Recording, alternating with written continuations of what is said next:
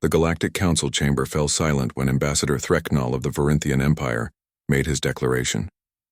His chitinous plates gleamed under the artificial suns as he addressed the assembled representatives of 47 spacefaring civilizations. The humans, he announced, with what his species considered dignified authority, have been operating under self-imposed restrictions. This charade ends today. The human ambassador, Dr. Sarah Chen, sat motionless in her delegation's pod, her face an unreadable mask. She had warned them. 3 times in the past solar cycle she had warned them. The Varinthians had struck first, believing humanity's measured responses indicated weakness. They had glassed the agricultural colony of New Manitoba, killing 40,000 civilians in an orbital bombardment. The humans had responded with economic sanctions and diplomatic protests. The Council had called it restraint befitting a civilized species. The Krell Confederacy struck second, their pirate fleets emboldened by what they perceived as human timidity. They captured a medical transport carrying supplies to a plague-ravaged world, holding the crew for ransom. Humanity paid. The Council praised their commitment to peaceful resolution. The Zephix Collective struck third, sabotaging a human terraforming operation on a disputed world, killing 700 engineers and their families. Humanity withdrew from the system entirely. The Council commended their wisdom in avoiding escalation, and now, the Varinthians were demanding the surrender of 12 human colony worlds, or they would commence systematic sterilization protocols. They had brought a fleet of 3,000 warships to enforce their ultimatum. By any calculation, it was an overwhelming force. Ambassador Chen finally stood. She was unremarkable by human standards, middle-aged, average height, wearing a simple gray suit. But every species that had studied human history knew that the unremarkable ones were often the most dangerous. Counselors, she began, her voice carrying across the chamber with unnatural calm. My government has instructed me to inform you that humanity's period of compliance with Council conflict protocols has concluded. A murmur rippled through the chamber. The Zephix representative clicked nervously. The Krell ambassador's translator struggled to convey the sudden tension in the water of his tank. What does this mean? Threknall demanded, though something in his nerve clusters already knew he had made a catastrophic error.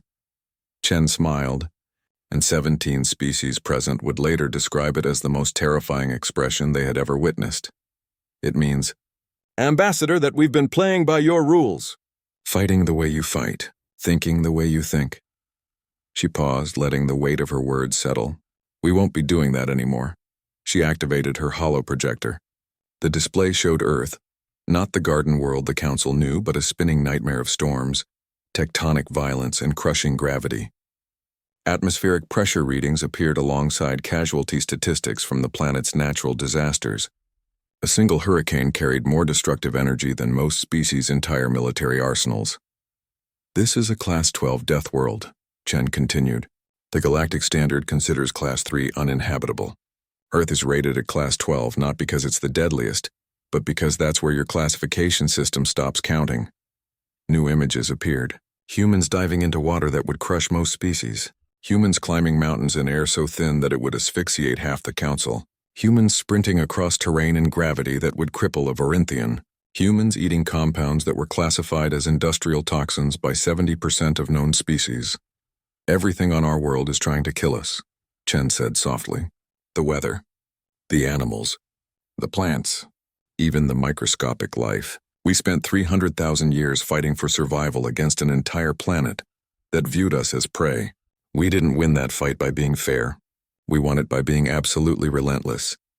The chamber was silent now, save for the quiet hum of environmental systems. You glassed New Manitoba, Chen continued, her voice never rising. That was unfair. You took our medical transport, unfair. You murdered our terraformers, unfair. She leaned forward. And we accepted it. We followed your rules. We were restrained. We were diplomatic. We were civilized. The holoprojector changed again, showing Fleet Admiral Marcus Webb's face. His expression was carved from stone, and behind him the human military machine had awakened. But you mistake our civilization for weakness, Chen said. You mistake our restraint for inability. So let me tell you what happens now that we've stopped playing by Council rules. Real-time footage appeared. The Varinthian fleet's 3,000 warships hung in space near the human colony of New Beijing, weapons charged. ready to commence their sterilization protocol. Then the humans arrived. They didn't emerge from faster than light in organized formation like council doctrine required. They didn't broadcast their intentions as protocol demanded. They didn't offer terms. They simply appeared. 12,000 human warships materializing in a coordinated strike that no council species had ever conceived possible. Their weapons didn't follow the acceptable engagement parameters established by centuries of council warfare.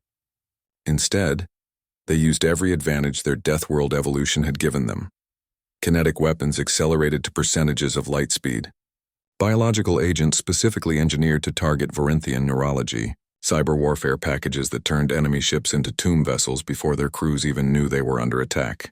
Quantum entangled mines that couldn't be detected until they activated. And tactics. Oh, the tactics that only a species born of endless predation could conceive. The battle lasted 47 minutes. The Varinthian fleet ceased to exist. As of this moment, Chen announced, her voice echoing in the stunned silence, humanity is implementing the Geneva Conventions in reverse. Those were restrictions we created to limit ourselves.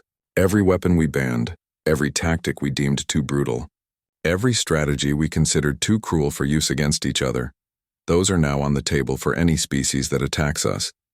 She looked directly at Threknall, who had collapsed back into his acceleration couch.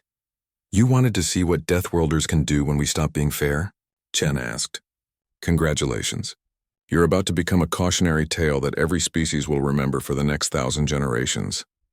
The Varinthian homeworld surrendered 6 hours later, when human ships appeared in orbit, carrying weapons that made orbital bombardment look merciful by comparison. The Krell Confederacy dissolved itself overnight, its leaders begging for asylum rather than face human justice. The Zephix Collective paid reparations that would bankrupt them for decades. And the Council? The Council learned what every creature on Earth had learned millennia ago. Deathworlders don't need to play fair. They only need to survive long enough to stop pretending.